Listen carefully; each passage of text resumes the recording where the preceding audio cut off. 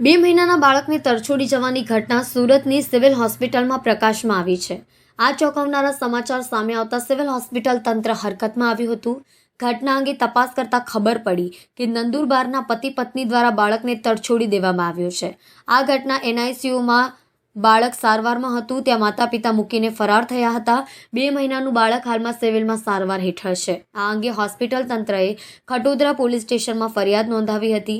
Civil hospital પાસેથી પ્રાપ્ત થતી વિગતો અનુસાર નંદુરબારના વતની પતિ પત્ની બાળકની સારવાર કરાવવા હોસ્પિટલમાં 2 મહિનાના બાળકને દાખલ કર્યો।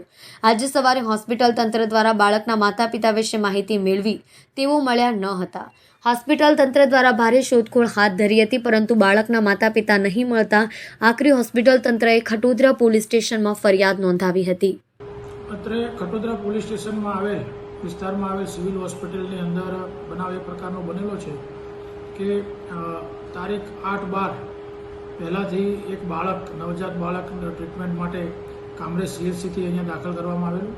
શરૂઆતમાં એની પ્રસૂતિ કામરેજ CHC ખાતે થયેલી અને ત્યાંના ડૉક્ટરશ્રીઓ અને બાળકની તબિયત ખૂબ જ નાજુક લાગતા તેને સિવિલ હોસ્પિટલ સુરત ખાતે શિફ્ટ કરવામાં આવેલું। બાળકની ટ્રીટમેન્ટ ચાલતી હતી। બાળકની સાથે એક મહિલા અને અન્ય 2 પુરુષ પણ જે તે વખતે એને એડમિટ કરવા માટે આવેલા, પરંતુ થોડાક સમય રહ્યા બાદ બાળકની સાર સંભાળ લેવા કોઈ આવતું ન હોય સિવિલ હોસ્પિટલના ફરજ પરના ડૉક્ટરશ્રીઓએ તપાસ કરતાં ધ્યાને આવેલું કે આ બાળકને ત્યજીને એના વાલીવારસ જતા રહેલા છે। એની થોડી પ્રાથમિક તપાસ કરેલી, પરંતુ એમના કોઈ પણ કે ક્યાંના છે અને તેઓ કોણ છે એની કોઈ ઓળખ પ્રસ્થાપિત થયેલી નહીં અને તેઓ મળેલા નહીં। તેથી તેમને પોલીસનો સંપર્ક કરેલો।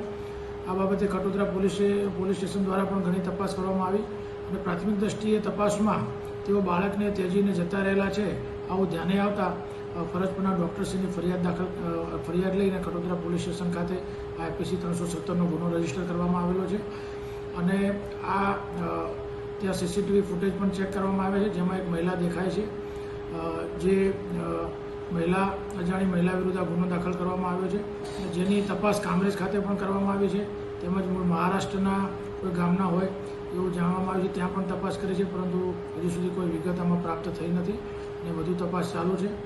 તેમજ મીડિયાના માધ્યમથી હું એ પ્રકારની અપીલ કરીશ કે આ બાળકને એના વાલીવાળા જલ્દી મળે।